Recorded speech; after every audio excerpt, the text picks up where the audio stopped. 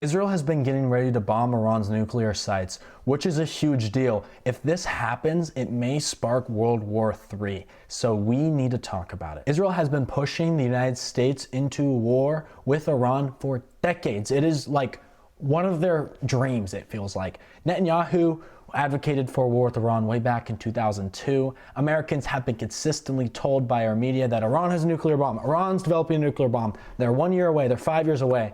I don't think it has happened yet, but they're still saying. Netanyahu has gone to our Congress time and time again to tank deals with Iran, to say this is horrible, to say that we should actually attack Iran instead. In 2018, Trump actually listened to Netanyahu's advice and backed out of a deal with Iran.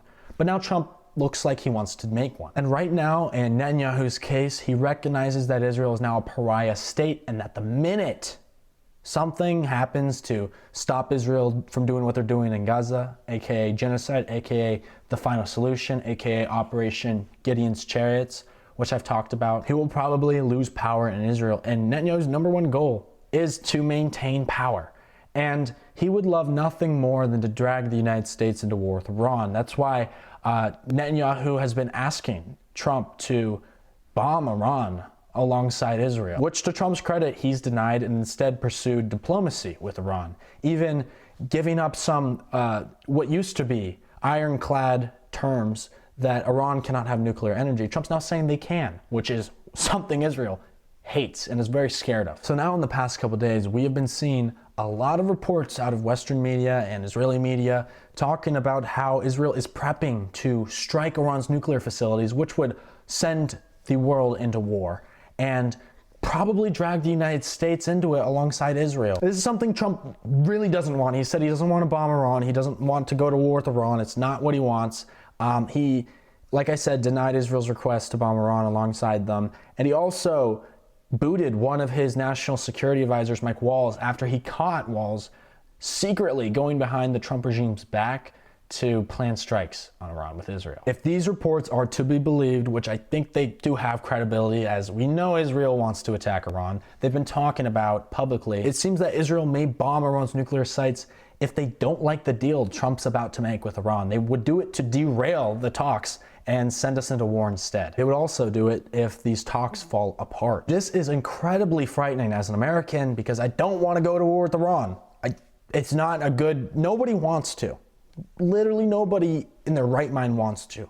But if there's one man in the world who would send us into World War III, it's fucking Netanyahu. Talking about this man and analyzing his behavior over the past 2 years have showed me far beyond concrete evidence that he is deranged and will do anything possible to maintain power and popular support. And if he thinks that going to war with Iran will serve those goals, he will in fact do it. I believe he will. And that's what makes him so dangerous. The most recent example I can think of is how Netanyahu broke the ceasefire he had agreed to, gave up the chance of receiving all the Israeli hostages back, which was part of that ceasefire framework, because his coalition members in the Israeli Knesset left the coalition, they left government, leaving Netanyahu without the majority he needs to basically do whatever he wants.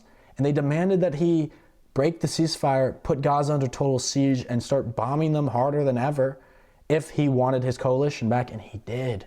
He did it. And then he invited those guys back into government. And this also coincidentally came at the same time he was supposed to testify in court in his many corruption trials that are taking place against him for actually funneling money, billions of dollars from Qatar to the Gaza Strip, to the resistance.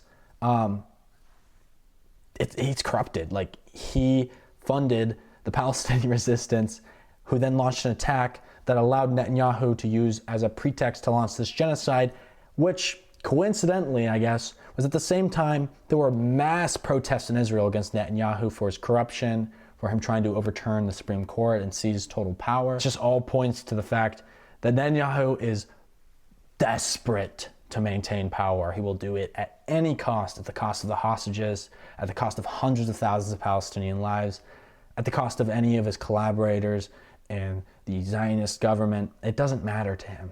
If he thinks it's going to benefit him in the long run, he will do it. Anyways, do not support this war. Don't support war with Iran. We don't need this war. The world does not need this war. It is going to be the worst mistake. If you enjoyed this analysis, please follow my pages and share this video so it goes viral. Thank you, and free Palestine.